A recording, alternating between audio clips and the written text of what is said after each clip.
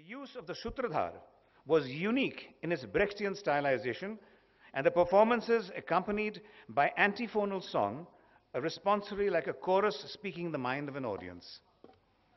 It was amazingly similar to what was evolving across 7 seas in Europe, and more than 100 years later, or earlier, before the Globe and William Shakespeare.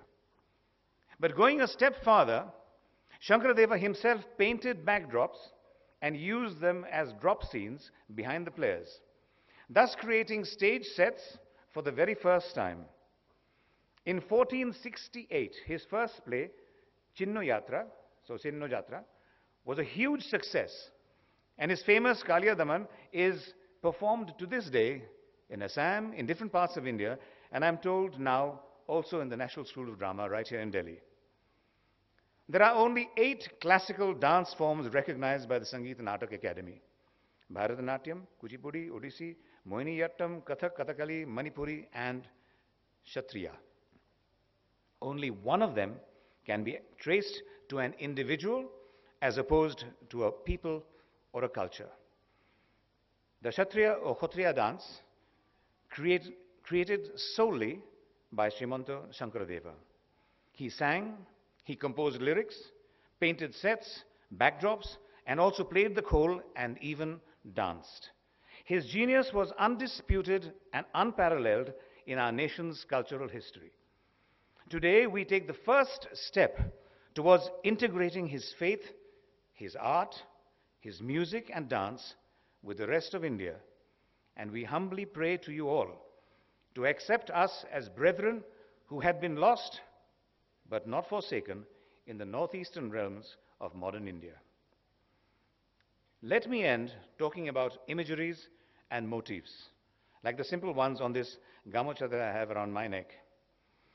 I think of Tibetan silk lampas that were donated to the British Museum in 1905 and remained collecting dust for 85 years until a similar fragment went under the hammer at an auction at Christie's for $100,000.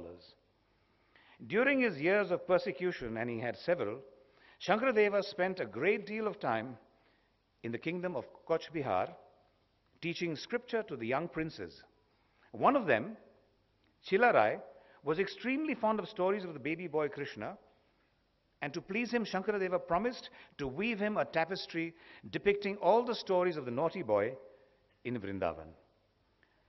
Shankaradeva set about the designing and doing all the artwork himself, and then employed weavers in a village called Tantikuchi, near Borpeta, to weave a 40-yard long panel that would one day be called the Vrindavani Vastra. Just before he died, Srimanta Shankaradeva presented the tapestry to Chilarai and the ruler, his brother, Naranarayan, but mysteriously, the silk tapestry disappeared, and a valuable work of art was lost for 400 years until a young British officer found it in Tibet and gave it to a museum. There can be no doubt that no one in our cultural history had so many facets, so many incomparable talents, and above all, a spirit to lift ordinary souls into the realms of divinity. Shankaradeva lived to the ripe old age of 119, and you'd be amused to hear that his most productive years were after he turned 100.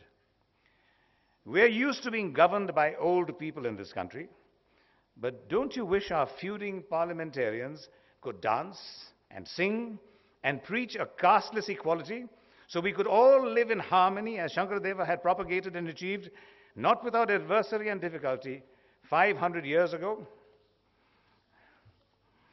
A few months ago, I was asked by an Assamese author to launch a book in Calcutta or Guwahati, I don't remember which, but I had to turn down the request because I was busy doing something else of monumental importance. Weeks later, I received a small parcel. But busy as I always am, the parcel remained unopened for a month. But life is stranger than one cares to admit, and the powers that govern our fates are sometimes difficult to deny or ignore. A few weeks ago, I opened the parcel to discover Dr. Bimal Phukan's unbelievable, short and concise, and detailed and immensely